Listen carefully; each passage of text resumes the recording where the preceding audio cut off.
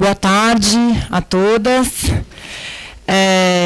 Estamos aqui, então, dando a abertura, né, esse encontro que é do exercício da maternidade e proteção social, promovido pela Clínica de Direitos Humanos Luiz Gama, o CRP São Paulo, em parceria aí com o Instituto Alana.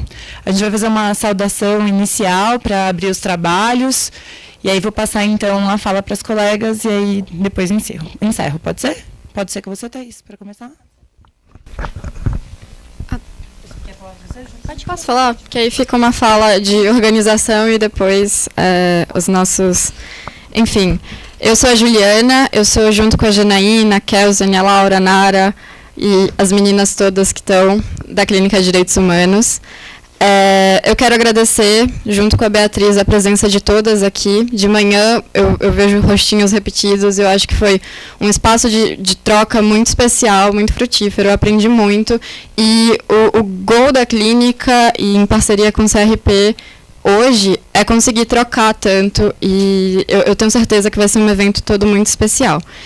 E, para isso, a gente tem que ser muito enfática em agradecer a parceria com os 3 membros da mesa, mas eu começo pelo CRPSP, que está aqui representado pela Beatriz, porque organizar um evento demanda muito, e uma extensão universitária tem várias dificuldades para fazer isso, desde mobilizar tempo no ano letivo para estar aqui, até essas coisas de coffee, que é importante, de gravação, tudo isso é muito especial para a gente, e tem esse agradecimento imenso agora. Também a presença da Thaís, que é representante do Instituto Alana. O Instituto Alana foi um parceiro essencial para que a clínica conseguisse se manter olhando para esse tema e redigisse o relatório de pesquisa que a gente distribuiu aqui mais cedo. O Instituto Alana financiou a bolsa de algumas alunas para que a gente pudesse pesquisar. Isso significa muito, pensar direitos caminhando junto, direitos da mulher, direitos da criança. E esse muito obrigada para a Thaís. E também muito obrigada pelo professor Guilherme, que é também a clínica aqui. Ele é nosso orientador também, ele caminha junto, está sempre acompanhando o que a clínica faz. Então, essa é a fala de abertura, é uma fala de agradecimento à presença de todos nós aqui juntos, construindo, para botar esse tema na agenda, para refletir de diferentes perspectivas da academia, do Conselho de Psicologia, da militância pela infância. Eu acho que é isso.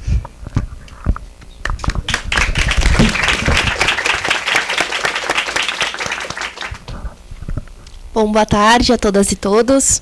Eu sou Thaís Dantas, eu sou advogada do Instituto Alana, e queria dizer inicialmente que é também uma alegria muito grande estar aqui, tanto enquanto representante do Instituto, que teve esse apoio à pesquisa, como a Juliana comentou, e também como ex-aluna, tanto aqui da casa, da faculdade, e principalmente como ex-aluna, ex-membro da Clínica de Direitos Humanos Luiz Gama. É muito bacana ver a trajetória que a clínica vem construindo até aqui, numa afirmação constante e intransigente de direitos humanos. Isso é muito importante. Bom, para contar um pouco como o Instituto Alana se insere nesse contexto e por que do apoio a essa pesquisa tão importante, acho que vale dizer que o Instituto Alana é uma organização da sociedade civil que atua na defesa e promoção dos direitos de crianças desde 1994 e, mais recentemente, com uma atividade voltada ao advocacy, a construção de políticas públicas, a incidência política na defesa de tais direitos. Lá no Instituto, a gente tem um programa que é chamado Prioridade Absoluta, que ele tem como ponto de partida o artigo 227 da Constituição, que coloca crianças e adolescentes em primeiro lugar. E, para isso, a gente desenvolve atividades em diversas frentes, atualmente focando em acesso à justiça, em justiça socioambiental, em mídia e informação e em orçamento público. E, para o apoio a essa temática, a essa pesquisa, ele é bastante relevante, principalmente diante das violações reiteradas que se colocam. Esse artigo que eu citei, 227, ele também diz que Estado, família e sociedade devem somar esforços na defesa dos direitos de crianças e adolescentes e que eles devem, sim, estar sempre em primeiro lugar, seja no âmbito de políticas públicas, de orçamento público ou de serviços. E acho que a situação na rua, principalmente nessa oposição que com muita frequência se constrói entre direitos de mulheres e direitos de crianças, é fundamental adotar essa lente de prioridade absoluta para, então, dar um salto e perceber nessa análise que não é possível assegurar os direitos de crianças sem olhar para essas mulheres e sem olhar para sua família. A família precisa ser cuidada para que esses direitos sejam efetivamente assegurados. Acho que esse é o grande ganho que a pesquisa traz para essa, dentre diversos outros, né, mas que traz para essa análise, e a partir dessa percepção de que esses direitos, em verdade, precisam ser conciliados e que, na verdade, não tem como falar de uma garantia da infância sem a garantia dos direitos das mulheres, é que essa pesquisa dá essa contribuição tão importante, olhando aqui para o cenário da cidade de São Paulo, olhando para políticas públicas e olhando para qual é, então, o papel do Estado em garantir essas condições para a qual a maternidade possa ser possível e uma infância plena possam ser também possíveis. Bom, é só isso aqui o que eu queria colocar. Eu agradeço mais uma vez e desejo a todos nós um ótimo evento. Obrigada.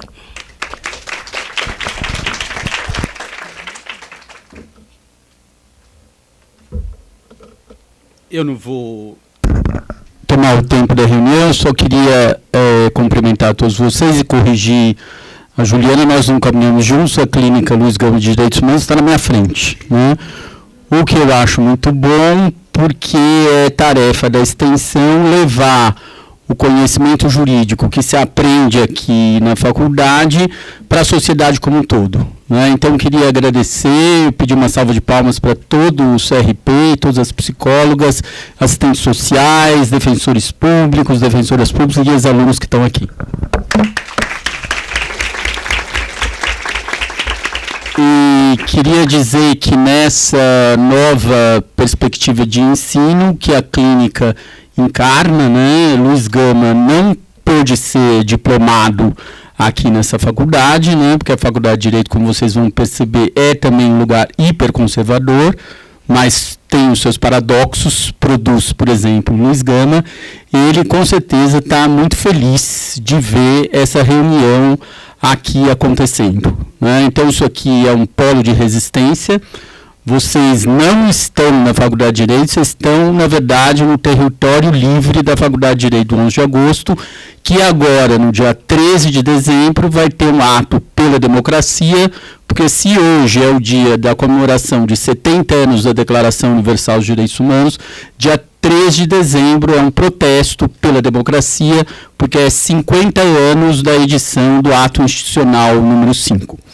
Portanto, aproveitem essa tarde com essas valorosas meninas e corajosos rapazes que estão aqui, porque é um tema de todo interesse. Foi muito interessante que de manhã eu estava na banca de doutorado de uma defensora pública, Mônica de Mello, na PUC, e hoje ela falava a proibição do aborto, tendo em vista a ideia de uma maternidade obrigatória. E veja que aqui é o caso de vocês, que vocês estão trabalhando a ideia de uma maternidade não permitida, né? O caso até da sentença decretando a esterilização forçada. Ou seja, o trabalho da clínica é vislumbrar e revelar como a mulher, nas suas mais diversas situações, até na questão de pessoas em situação de rua, é tratada pelo judiciário e pela política de serviço social como um todo. Portanto, é um tema bastante específico, mas um tema que consegue congregar pessoas das mais diversas profissões, dos mais diversos interesses. É muito bom que esteja sendo gravado, porque com certeza será um material de muita importância para todos e todas que trabalham nessa área. Queria agradecer a presença de todos vocês e dizer que agora vocês estão nas melhores mãos possíveis. Até mais.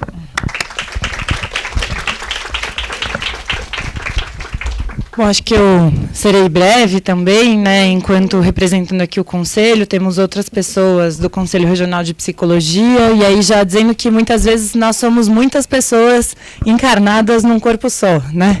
Muitas representações, inclusive.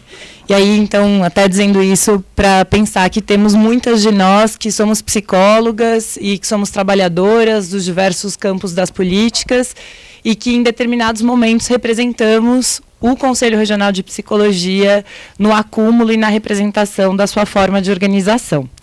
E aí acho que queria iniciar dizendo dos encontros que a vida possibilita, né? Que este encontro, ele é fruto de uma pesquisa, que é a pesquisa do CREPOP, que é o Centro de Referência Técnica de Psicologia e Políticas Públicas, de uma pesquisa de direitos sexuais e reprodutivos e principalmente da provocação das psicólogas, que são trabalhadoras da Defensoria do Estado de São Paulo, que vão trazendo para nós situações de denúncia que não são trazidas pela população.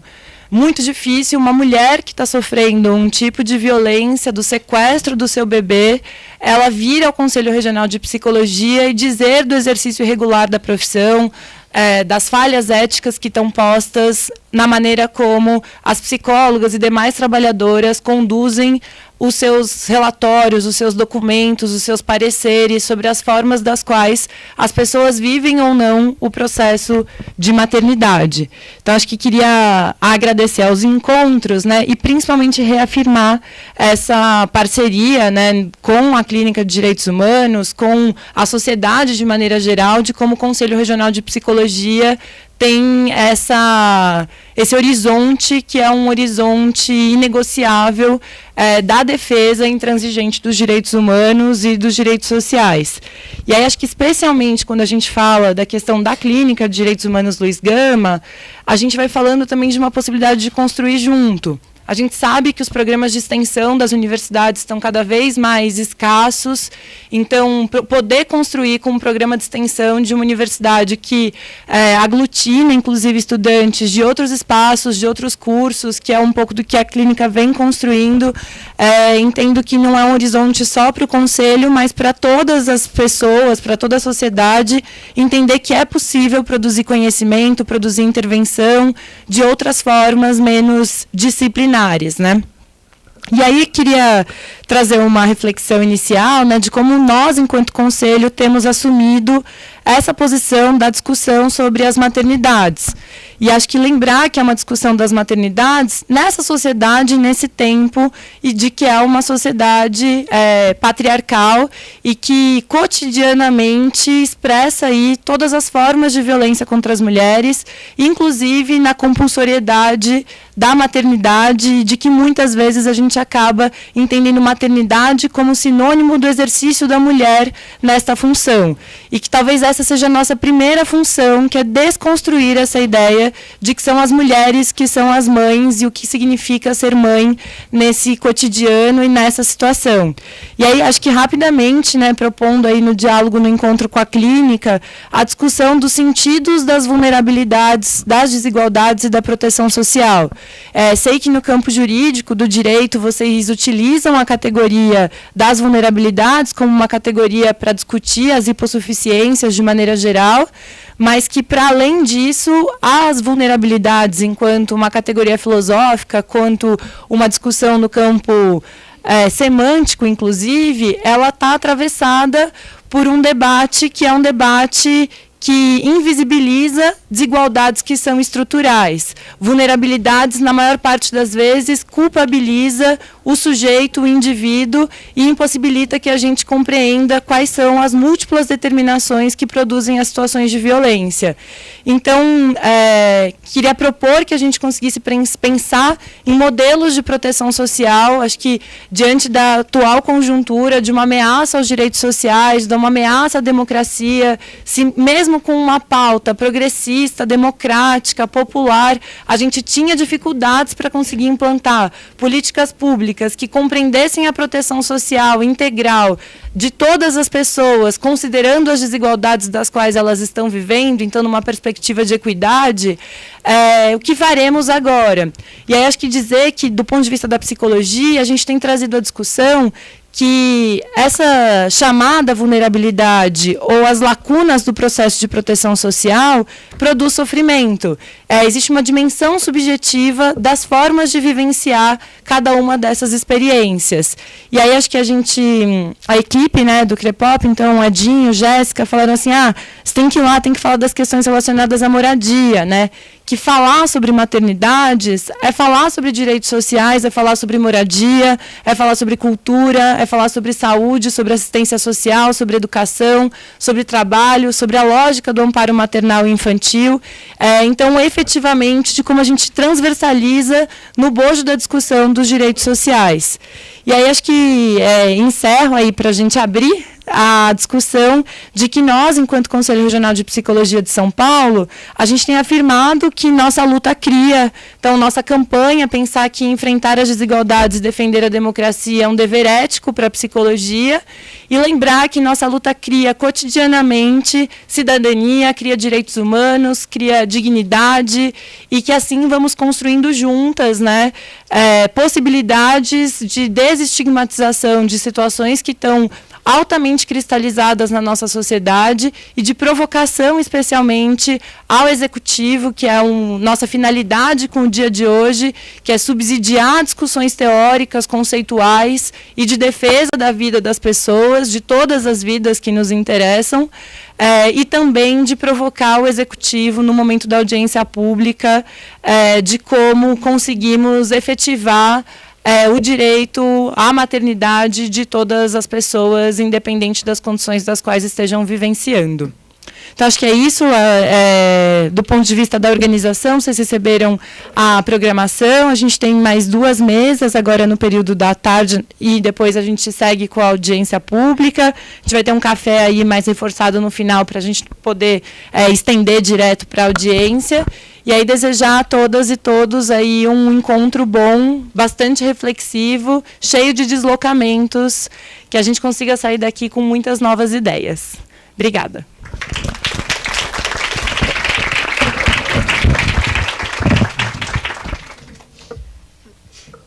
Você que vai mediar a próxima? Não, é a Kelsey.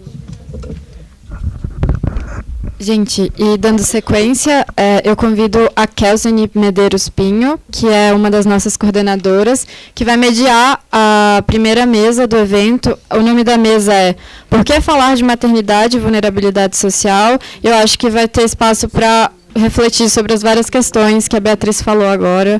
Vamos juntas.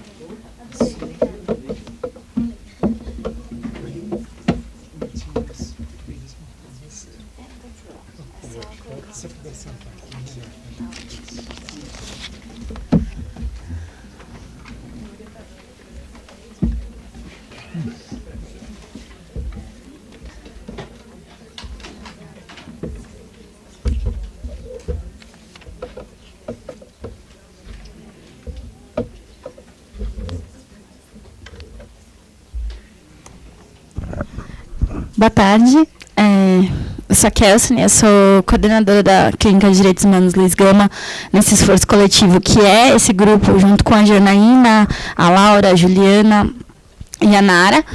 Nós somos o grupo mais antigo que está no front, e é um privilégio, né, e uma responsabilidade muito grande estar mediando essa mesa. Eu vou convidar agora as nossas professoras e as nossas palestrantes.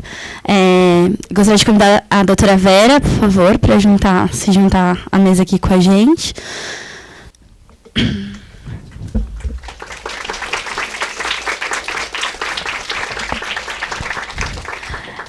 Eu acho que vocês podem ver pela programação, né, que eu não preciso nem falar aqui da referência que a professora Vera é, né, quando se discute infância, a gente teve a oportunidade de estar num evento com ela, e a partir do momento que a gente ouviu falar, e construir eventos tem dessas coisas, né? Você vai aos espaços e ali você acaba achando gente que está falando o que você está falando, que está falando com o que você está falando, e quando a gente escutou a professora Vera, a gente sabia imediatamente que ela tinha que estar aqui com a gente nesse dia.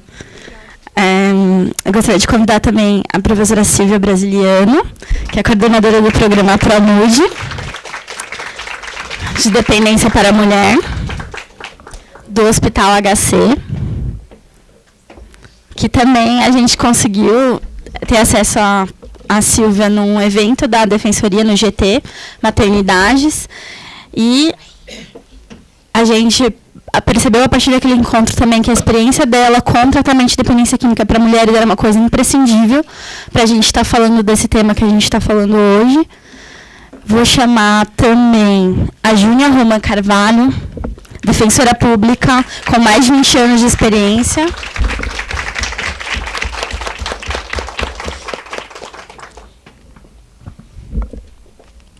Obrigada por estar aqui também. E a professora Eunice Fávero, que também é uma referência e um acúmulo absurdo na questão do movimento de proteção à criança e adolescente. Como vocês veem, essa mesa aqui é difícil, é uma tarefa muito difícil mediar essa mesa, né, porque eu estou aqui cercada de nomes, e a ideia da mesa é falar por quê, né? Falar de maternidade e proteção social, maternidade e vulnerabilidade social. E para discutir essas questões, eu acho que muito já foi falado aqui de que nós estamos fazendo uma discussão de quem tem direito de ser mãe, né? Mas eu acho que para falar disso, a gente tem que falar de questões, e a gente está aqui porque não adianta a gente ter uma prática comprometida em direitos humanos, e quando a gente for olhar para essa situação no nosso cotidiano, a gente pensar no direito daquela mãe e daquela criança. A gente tem que construir e revisar conceitos que muitas vezes são dados e que eles estão inseridos ali nessas violações, e que a gente precisa revisar. Porque de que maternidade a gente está falando? De que infância a gente está falando? Né? De que uso de drogas que a gente está falando? Esse uso de drogas, né? Essa maternidade, essa infância, elas são muito localizadas, né, no tempo, na sociedade. Então a gente está falando de uma maternidade específica, de uma infância específica, que a gente tem que tentar desconstruir para chegar, então, na raiz do que a gente está falando desse agir do judiciário, né? Que aí eu tenho as minhas duas companheiras à direita aqui, que podem falar do que é esse agir no judiciário, e o que é essa realidade de destituição dessas crianças permeada por todos esses conceitos, né? Então eu vou passar a palavra, sem mais demora, para a professora Vera, para a gente iniciar a discussão. Bom, primeiro eu queria agradecer a segunda aposta que fizeram no meu nome, né? Fizeram uma aposta, me chamando de novo, alguma coisa rolou mesmo, né? Vamos ver. Mas falar em 20 minutos sobre esse tema, eu acho que todo mundo concorda que é tentar botar o elefante dentro da latinha, né? E ok, a questão é deixar alguma provocação, algum aperitivo e trocar um pouco de informações. Eu comecei pensando, né, que seria legal lembrar de uma frase do Winnicott. Donald Winnicott foi um pediatra e psicanalista muito importante, que ele fala que não existe essa coisa que a gente chama de criança, de bebê, no caso. Não existe essa coisa que a gente chama de bebê. E o que ele quer, essa provocação dele, ele quer dizer que não existe o bebê sem um entorno, não existe um bebê sem uma mãe que cuide dele, sem uma, a gente poderia ampliar, sem uma sociedade que o considere um sujeito, né?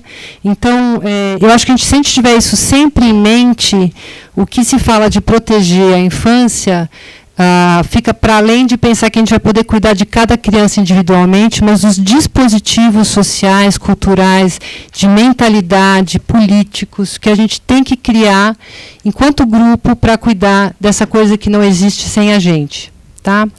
Então, primeiro eu queria resgatar em pinceladas muito rápidas que a ideia de infância é recentemente nova na cultura, que sempre existiram os períodos de desenvolvimento do corpo humano, né, desde o nascimento até a velhice, mas que essa ideia de que existiria um período que requer um cuidado especial, que esses seres de 0 a X anos, e cada época a gente vai ter uma pequena diferença aí, precisariam de um cuidado especial. E que cuidado seria isso? Isso é recente.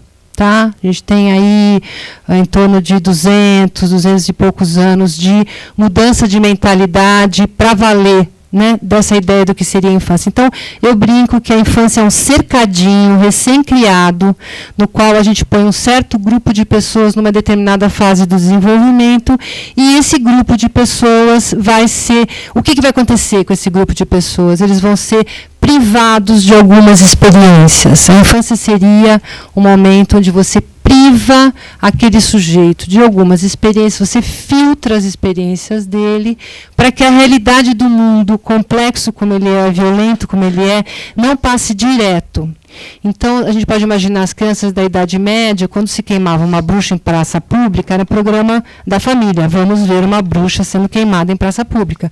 Ia toda a família, sem distinção de idade, porque enfim, a vida como ela é, se apresenta o quanto antes para aquelas poucas crianças que sobrevivem já saberem do que se trata e já estarem dentro da conversa. Hoje em dia isso é impensável para nós, que uma criança, todo cuidado com a infância nada mais é com o cuidado onde a gente filtra as experiências da criança de forma que ela não tenha acesso direto ao sexo, à violência, à morte. A gente vai filtrando cada vez mais por um lado e vai abrindo a porteira, né, totalmente pelo outro. Então a gente fecha a frente e o diabo entra pela porta do fundo, porque embora a gente saiba que as crianças estão super protegidas hoje em dia, claro que eu estou falando de crianças que têm, e isso eu vou entrar nessa questão, a gente tem nas mídias sociais um acesso total a experiências que a gente não tinha acesso antes. Hoje a criança vê a bruxa sendo queimada em praça pública pela internet. Tá? Então, a gente tem um retorno da experiência medieval, né, desse furo no cercadinho da infância, a gente tem através das mídias sociais. Tá? Só que a infância, então, o que é a infância? A infância não é uma fase do desenvolvimento, a gente até pode ir pelo lado biológico. O que eu estou puxando aqui é a infância como uma certa mentalidade, como a criação de um certo conceito que ao longo da história vai se preservando mais ou menos. A infância não chegou para todos. Ela é capaz de acabar antes de chegar para todos. Então, a infância é uma ideia, é uma mentalidade que foi sendo construída, mas que não alcançou e não alcançará todas as crianças. A gente sabe que tem crianças casando, a gente sabe que tem crianças morando no lixão, ou seja, com acesso absoluto e total à experiência do adulto. Eu estou falando muito rápido, perdão. Não só a experiência do adulto, que seria uma experiência normal, mas a experiência do adulto vulnerável, vivendo em situações que nem os adultos deveriam viver. Né? Então, a gente tem essa questão. Preservar a infância, cuidar da infância, implica em um aspecto de mudança de mentalidade, que a gente continue a pensar as crianças como necessitando deste cuidado, né, que elas não sejam levadas para o exército com 7, 8 anos de idade, né, que elas possam ter uma vida preservada. É uma mudança de mentalidade e a gente precisa de dispositivos, sejam dispositivos jurídicos, né, sejam dispositivos sociais que os sujeitos encontrem para botar em prática essa mudança de mentalidade. Porque o que a gente vê hoje é que as pessoas, você falar em infância, todo mundo fala, a infância precisa ser preservada, né?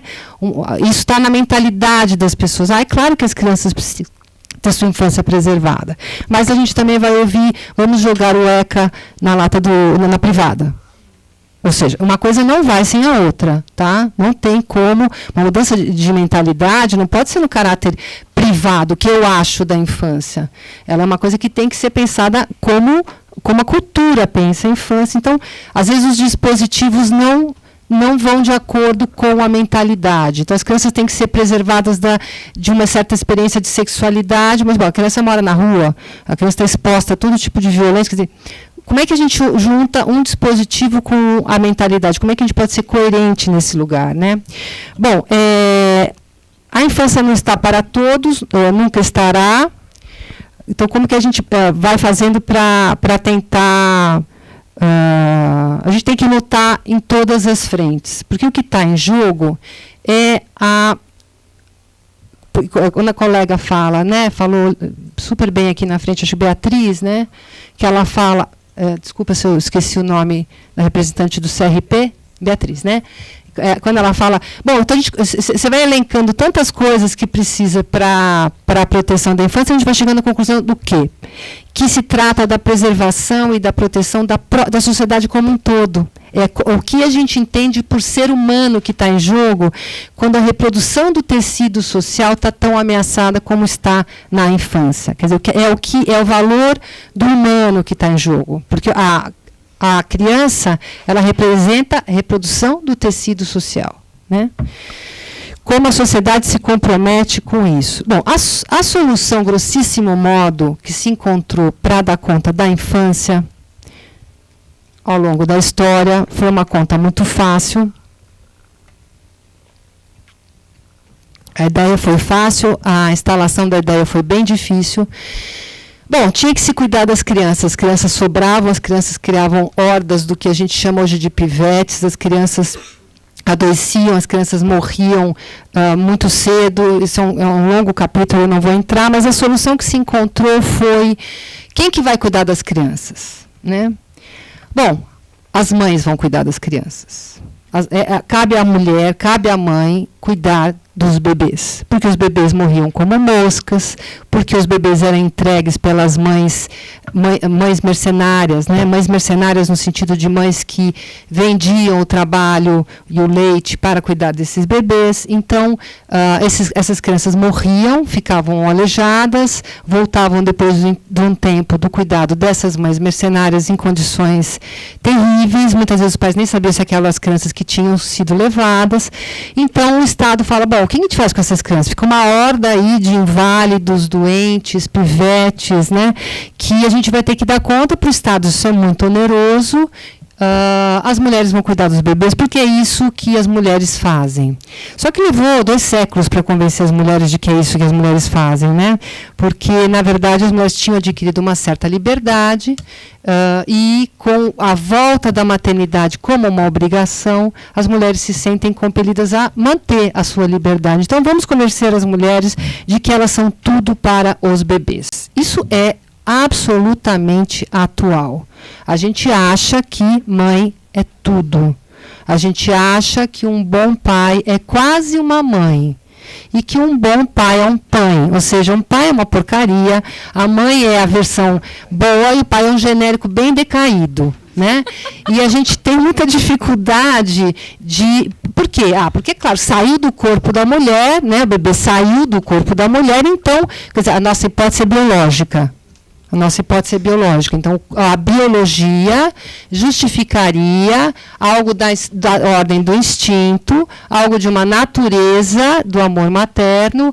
Isso parece tão claro para a gente, no entanto, foi uma construção do século XVIII. 17 e 18 começa a se pensar nessa justificativa biológica de uma certa natureza do amor materno.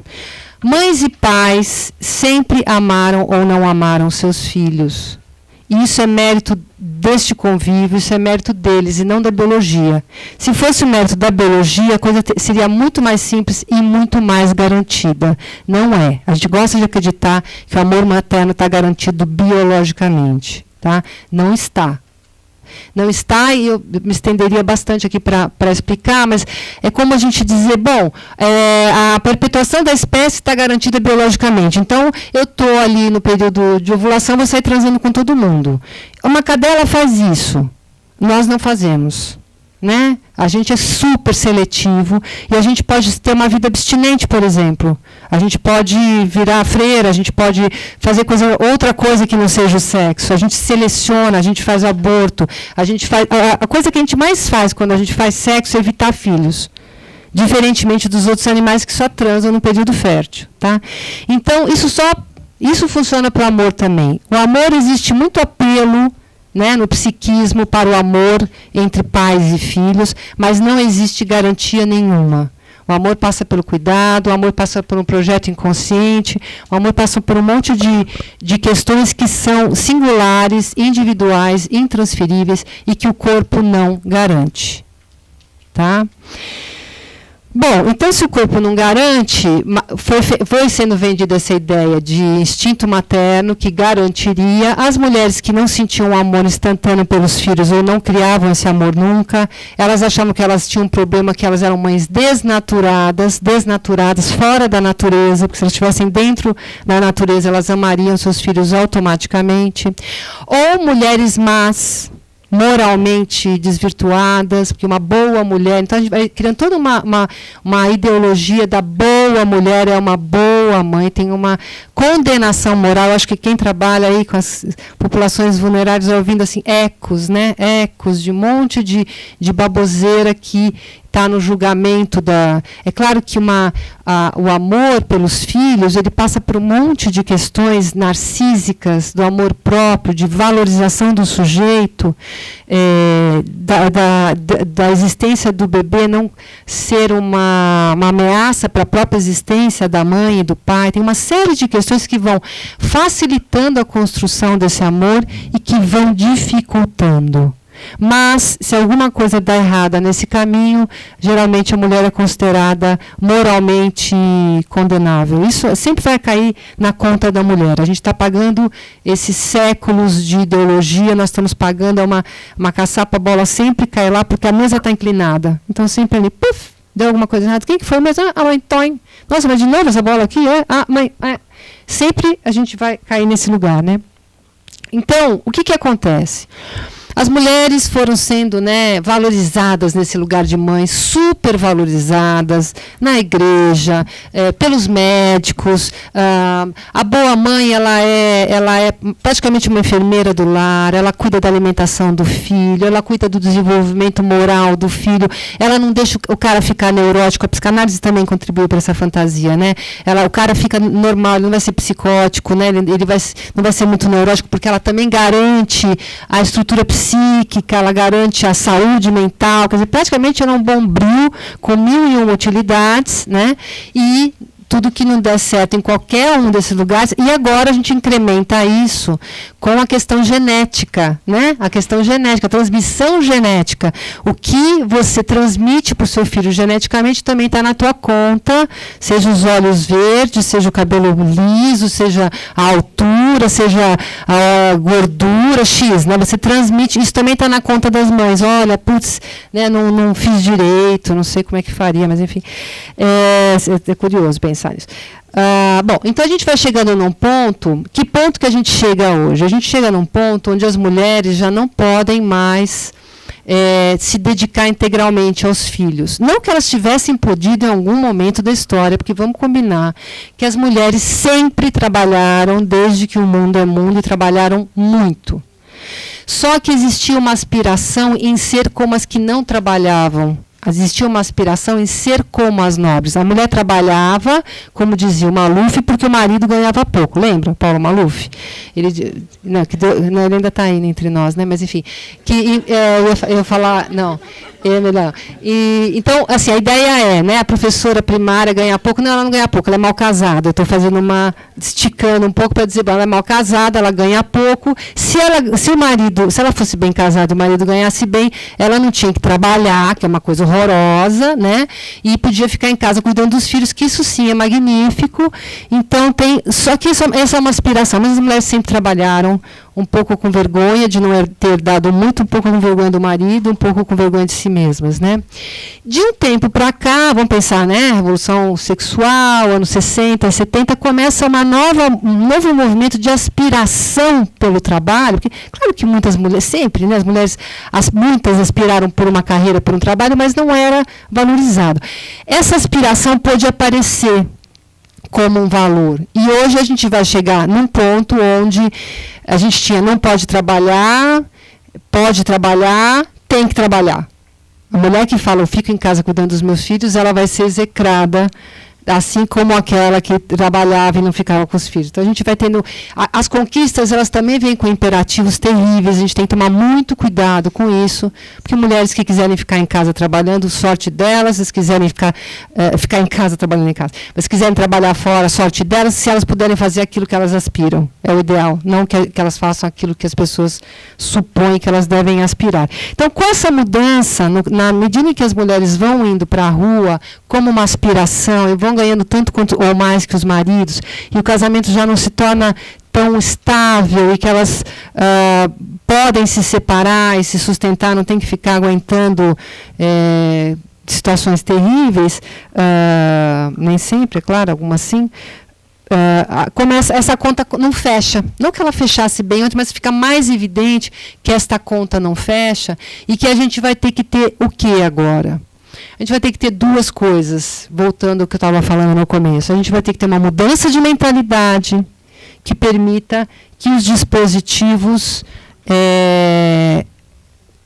aconteçam. Por quê, gente? A gente estava no momento de mudança de mentalidade. Com sorte, a gente vai ter um platô e depois vai voltar.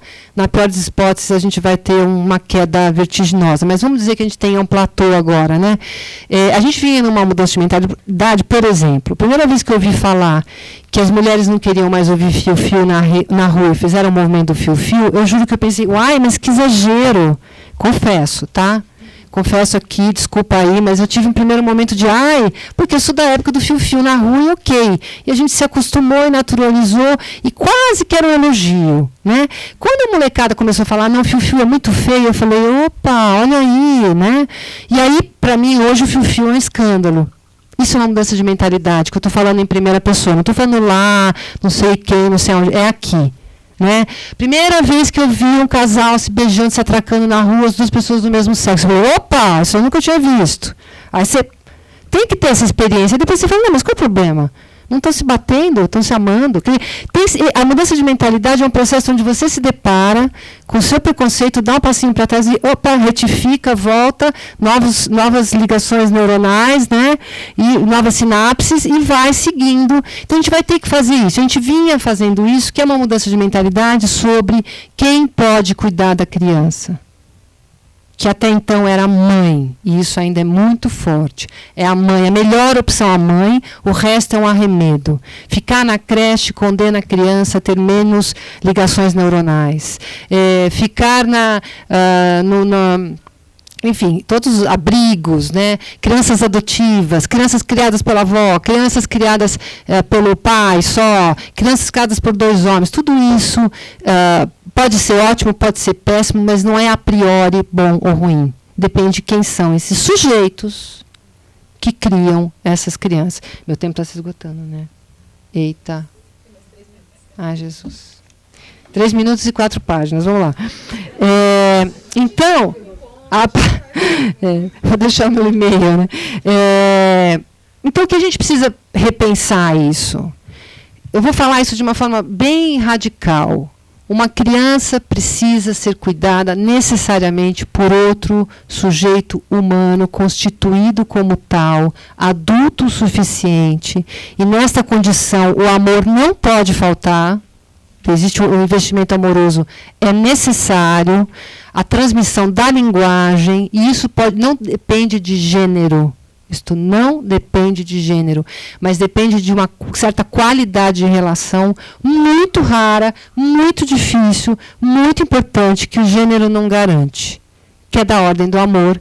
E amor, como diziam os Beatles, a gente não compra, ele rola. Então vocês veem como é difícil, não há garantia. Tá? Na hora que a gente consegue pensar isso radicalmente, uma criança criada por um homem pode. Uma criança criada num abrigo pode, mas não pode faltar esse elemento, que não está garantido a priori. Tá? Então a gente precisa conquistar. Dito isso, a gente vai poder, de fato, pensar leis e dispositivos que não privilegiem sempre a mulher nesta posição. O que para algumas mulheres pode ser muito sofrido. Por quê? Porque querem ficar com seus filhos, porque não conseguem se imaginar deixando com o pai, por exemplo. Algumas mulheres se sentem muito incomodadas, elas pedem a ajuda do pai, e quando essa ajuda vem, elas não conseguem, porque elas se sentem extremamente culpadas, porque elas se sentem extremamente desautorizadas, porque elas se sentem fazendo mal para as crianças, né? Então a gente tem que realmente radicalizar a possibilidade, não só, eu nem entrei no capítulo dar condições para a maternidade, mas enfim, de dar condições para o que a gente está chamando de parentalidade, não só de maternidade, porque a maternidade está mais associada ao gênero, tanto que a gente vai ver que mulheres trans se denominam mães, então tem mais a ver com o gênero, mas dar condições para que a parentalidade seja exercida por quem puder estar lá para fazê-lo. E isso nos implica a todos, principalmente o Estado, porque as condições da maternidade passam pelas condições da dignidade da existência humana. Porque os bebês, nossos filhos, herdam, eles têm como herança não só a parte genética, mas eles herdam o nosso lugar na sociedade. E se a gente quiser preservá-los, a gente tem que preservar as condições sociais daqueles que cuidam deles, né? Então aquele jogo de bonecas babusca, né, que uma está dentro da outra, não dá para desmembrar, não dá para pensar maternidade sem pensar reprodução do tecido social, né? Então, eu sinto muito de ter feito uma fala tão condensada, mas, enfim, era isso.